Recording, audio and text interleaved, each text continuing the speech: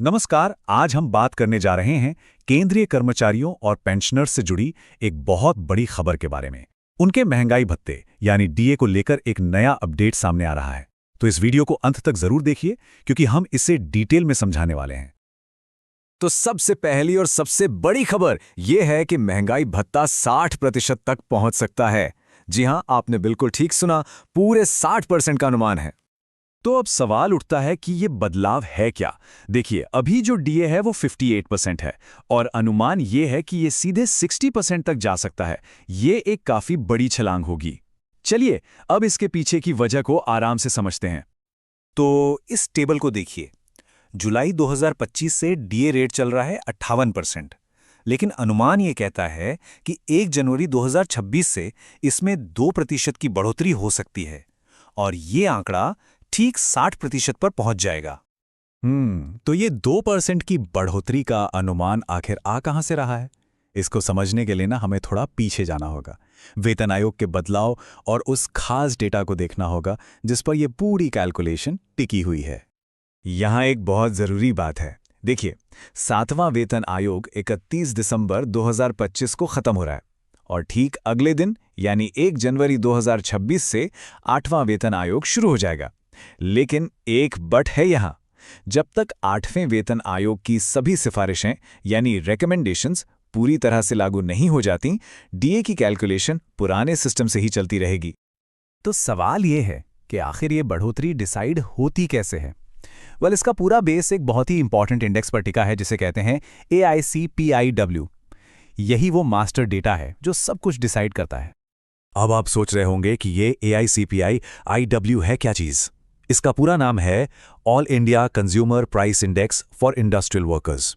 Simple भाषा में, labour bureau इस डेटा को जारी करता है ताकि पता चल सके कि महंगाई कितनी बढ़ रही है और इसी डेटा के आधार पर हर 6 महीने में सरकार डीए बढ़ाने का फैसला लेती है। चलिए अब थोड़ा सा मैथ्स करते हैं। देखते हैं कि ये कैलकुलेशन काम कैसे करती है और हम 60% तक पहुंचे कैसे। सारी कहानी शुरू होती है नवंबर 2025 के AICPI-IW इंडेक्स के आंकड़े से।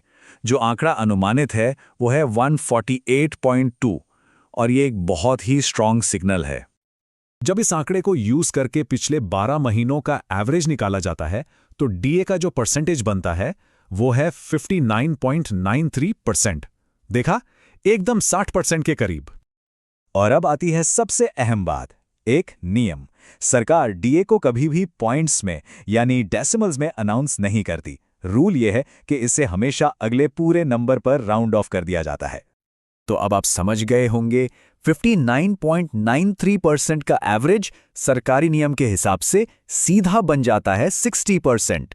इसीलिए ये 2% की बढ़ोतरी का अनुमान इतना पक्का लग रहा है। ओके, तो सारी कैलकुलेशन समझ लें। अब सबसे जरूरी सवाल, पैसा कब मिलेगा? मतलब इसका फाइनेंशियल बेनिफिट कब से फील होना शुरू होगा? चलिए इसकी टाइमलाइन को समझते हैं। तो देखिए, 1 जनवरी 2026 से ये नई 60% की दर लागू हो जाएगी। इसका ऑफिशियल गवर्नमेंट अनाउंसमेंट मार्च या अप्रैल 2026 तक आने की पूरी उम्मीद है। और सबसे अच्छी खबर यह है कि अनाउंसमेंट के बाद जनवरी से लेकर उस महीने तक का पूरा अरियर्स यानी बकाया राशि एक साथ अकाउंट में आ जाएगी। तो चलिए एक क्विक रिकैप कर लेते हैं सारी बातों का निचोड़ क्या है। सबसे पहली बात, केंद्रीय कर्मचारियों का डीए 58% से बढ़कर 60% होने का अनुमान है।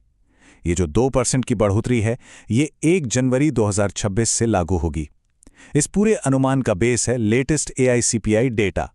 सरकारी ऐलान मार्च या अप्रैल 2026 में एक्सपेक्ट कर सकते हैं और ऐलान के बाद अरियर्स का पैसा भी मिल जाएगा। तो सारे आंकड़े, सारी कैलकुलेशंस, सब कुछ 60% की तरफ ही इशारा कर रहे हैं। लेकिन आखिरी सवाल तो वही है कि क्या सरकार की फाइनल ऑफिशियल अनाउंसमेंट भी यही होगी? इसका जवाब तो आने वाला वक्त ही देगा। ऐसी ही जानकारी के लिए सब्सक्राइब कीजिए ऑल कैन स्टडी को। Thank you. चलिए नेक्स्ट वीडियो पर मिलते हैं।